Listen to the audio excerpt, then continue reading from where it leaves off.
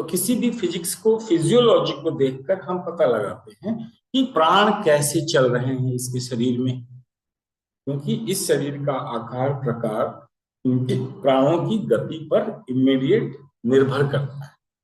तो अगर हम शरीर के आकार, यह ज्ञान हमें एक सिद्धि देगा। एक सिद्धि मिल गई हमें कि किसी भी शरीर के प्रारूप को हम चेंज कर सकते, इसके दिखावे को चेंज कर सकते, फॉर्म्स को चेंज कर सकते हैं। इस फॉर्म्स को चेंज करने के लिए हमें प्राणिक शरीर में जाना पड़ेगा और प्राण के पैटर्न्स को चेंज करना, प्राणों के पैटर्न्स को चेंज करना पड़ेगा। तो अब ये एक सिद्धि है आम आदमी के लिए, तो ये चमत्कार है।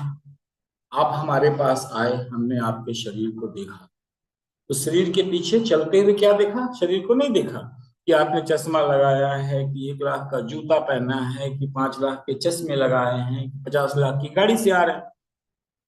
ये दूसरी चीज, ये पॉलिटिक्स है। ये राजनीति ऐसे देखती है बाहरी आवरण को और कहानियां बनाती है। तो बाहरी आवरण को देखकर उनकी कहानियों से कोई प्रश्न मत पूछिए, हमारा यहाँ इसका कोई तात्पर्य। तो हमने उस आदमी को देखा और उसको एक प्राणायाम की विधि समझा दी, ऐसे सांस लो, और आदमी बदलने लगा। अरे बड़े चमत्कारी गुरु हैं, बहुत सिद्ध महात्मा है, शरीर का कोई भी रोग सही कर दे। सिद्धि मिली ना, ज्ञान से मिला, और ये वैज्ञानिक ज्ञान है। यहाँ कोई झाड़ फूक नहीं है, कोई देवी देवता आके आपका शरीर सही करे। विज्ञान है, हिंदू है, मुस्लिम है, सिख है, ईसाई है, कोई भी आए कोई भी करे। यूनिवर्सल प्लेटफॉर्म है एक मनुष्य जाति के लिए, एक जीव के लिए है। हर जीव ऐसे ही चलता है।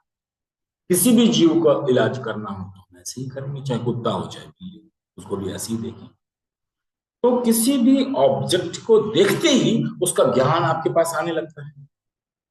क्यों? क्योंकि आपने सांख्य पढ़ा है। आप जानते हैं कि एक माँ और बेटे का ही संबंध है प्राणिक शरीर में, और फिजिकल शरीर में जो संबंध है वो एक माँ और बेटे का है। प्राणिक शरीर प्रजनन कर रहा है फिजिकल का। हम स्पिरिचुअल एनाटॉमी में थोड़ा सा और आगे बढ़ जाएंगे।